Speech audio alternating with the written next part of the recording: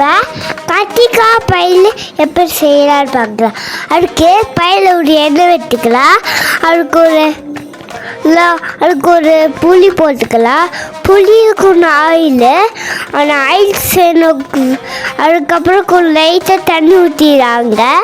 அதெல்லாம் கறிக்கு போயிடும். கொஞ்ச நேரம் கழிச்சு தண்ணி ஊற்றுங்க. ஏன்னா அந்த கறியில் அளவுக்கும்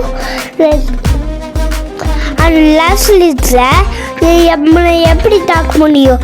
அதனால நம்ம பொறுமையாக வாஷ் கொடுத்து எப்படி அனுப்ப முடியும்?